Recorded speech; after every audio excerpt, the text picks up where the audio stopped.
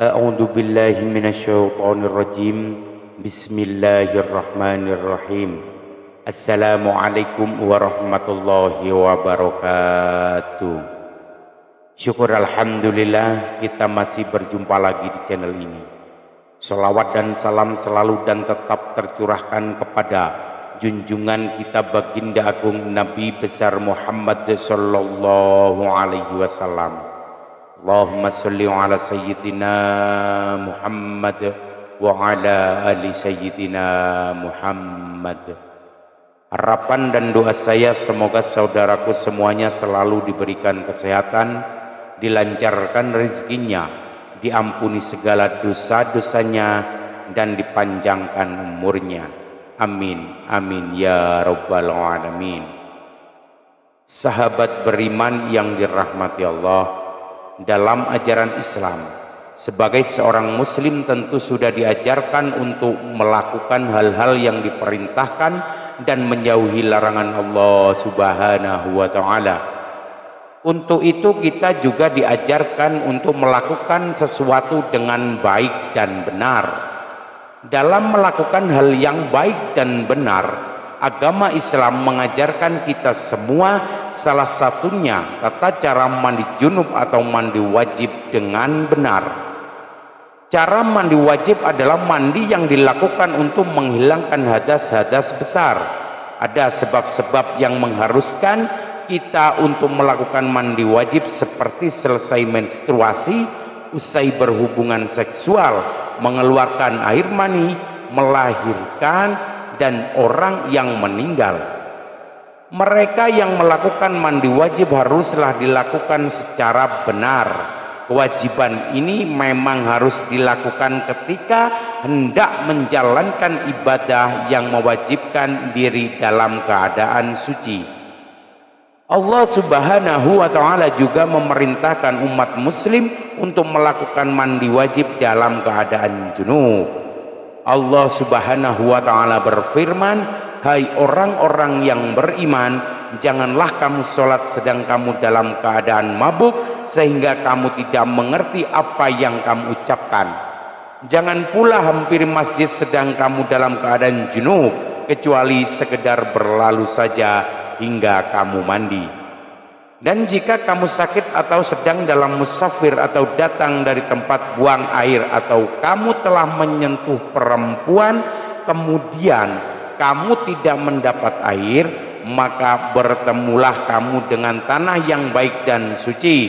Sekolahmu kamu dan tanganmu, sesungguhnya Allah Maha Pemaaf lagi Maha Pengampun." Lalu apa saja 7 hal yang dapat membuat mandi wajib menjadi batal atau tidak sah?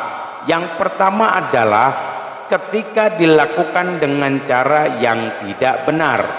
Mungkin saja ada poin-poin di mana tata cara mandi wajibnya lupa atau tidak sesuai. Dari Ibnu Abbas radhiyallahu anhu bahwa Maimunah berkata, "Aku pernah menyediakan air mandi untuk Rasulullah Shallallahu alaihi wasallam. Lalu beliau menuangkan air pada kedua tangannya dan mencuci keduanya 2 kali atau 3 kali. Lalu dengan tangan kanannya beliau menuangkan air pada telapak tangan kirinya, kemudian beliau mencuci kemaluannya. Setelah itu beliau menggosokkan tangannya ke tanah, kemudian beliau berkumur-kumur dan memasukkan air ke dalam hidung, lalu beliau membasuh muka dan kedua tangannya. Kemudian beliau membasuh kepalanya 3 kali dan mengguyur seluruh badannya. Setelah itu beliau bergeser dari posisi semula lalu mencuci kedua telapak kakinya di tempat yang berbeda." Hadis riwayat Bukhari dan Muslim. Inilah tata cara mandi wajib yang benar sesuai sunnah Rasulullah Sallallahu alaihi wasallam. Yang pertama, bacaan niat membasuh hadas besar tanpa bersuara. Yang kedua, membasuh tangan sebanyak 3 kali. Yang ketiga, membersihkan bagian kemaluan dan sekitarnya dari kotoran dengan menggosokkan dengan tangan kiri. Yang keempat, mengulangi mencuci tangan. yang kelima basuh seperti biasa, yang keenam mengusap pangkal rambut sampai kulit kepala dengan jari-jari yang sudah dibasahkan dengan air, yang ketujuh membasuhkan kepala sebanyak 3 kali dengan 3 kali menimba air sehingga seluruh permukaan kulit, yang terakhir basahi seluruh tubuh secara merata dengan mengguyur dari ujung kepala hingga ujung kaki, dimulai dari bagian kanan lebih dahulu lalu bagian kiri. Demikianlah tata cara mandi wajib yang benar sesuai sunnah Rasulullah Shallallahu Alaihi Wasallam. Selanjutnya yang kedua, tidak membaca niat. Hal ini termasuk penting ketika hendak melakukan mandi wajib. Inilah yang membedakan mandi wajib dengan mandi biasa. Cara membaca doa niat mandi wajib pun dilakukan dalam hati atau tidak bersuara. Yang ketiga, tidak menggunakan air yang bersih. Ketika melakukan sesuatu yang akan mewujudkan kembali tubuh menjadi mandi wajib, haruslah dilakukan menggunakan air yang bersih. Namun jika dalam kondisi sulit mendapatkan air bersih, maka bisa dilakukan secara tayamum yang memiliki tata cara tersendiri. Yang keempat, ada bagian tubuh yang masih kering. Proses penghilangan hadas besar dengan mandi wajib haruslah membasahi seluruh anggota tubuh. Begitulah salah satu hal yang wajib dilakukan terkait tata cara mandi junub. Kewajiban membasahi seluruh tubuh termasuk bagian-bagian yang tersembunyi seperti lubang hidung dan mulut bisa dilakukan lewat berkumur-kumur atau menghisap air ke hidung dan segera melenggang keluar dahulu. Jika Rasulullah Shallallahu Alaihi Wasallam hendak mandi janabah atau junub, beliau membasuh kedua tangannya, kemudian menuangkan air dari tangan kanan ke tangan kirinya, lalu membasuh kemaluannya, lantas berwudu sebagaimana wudu untuk sholat. Lalu beliau mengambil air dan memasukkan jari jemarinya ke pangkal rambut hingga beliau menganggap telah cukup. Boleh tuangkan ke atas kepalanya sebanyak 3 kali tuangan. Setelah itu beliau guyur seluruh badannya, kemudian beliau basuh kedua kakinya. Hadis riwayat Al-Bukhari dan Muslim. Yang kelima adalah rambut dalam keadaan tidak terurai. Bagi seorang perempuan atau laki-laki yang memiliki rambut panjang, ada baiknya untuk tidak mengikat rambutnya saat melakukan mandi wajib, sebab bisa saja air tidak masuk hingga ke sela-sela rambut sehingga mandi wajib akan tidak sah. Yang keenam adalah masih terdapat kotoran di dalam kuku.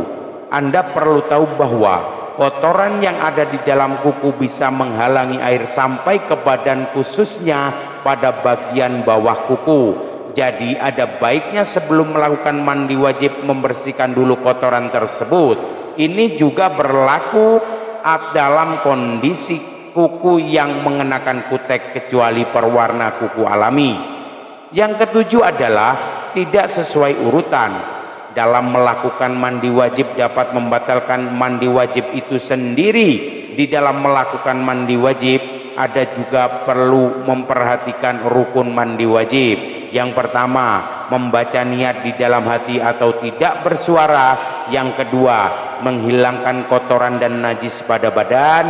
Yang ketiga, membasahi seluruh anggota tubuh termasuk semua lipatan badan.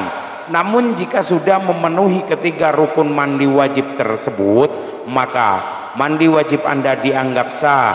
Demikianlah 7 hal yang dapat mandi wajib menjadi batal atau tidak sah. Sahabat beriman yang dirahmati Allah, marilah kita senantiasa untuk mengetahui 7 hal ini dan membagikan video ini ke kerabat lainnya agar mereka mengetahui apa yang telah kita ketahui. Dengan mengetahui 7 hal ini, semoga mandi wajib kita semua menjadi sah. Wallahu a'lam bishawab. Demikian yang dapat saya bagikan, semoga bermanfaat untuk kita semuanya. Mohon maaf atas segala kekurangan. Usikum wa nafsi bitaqwallah. Assalamualaikum warahmatullahi wabarakatuh.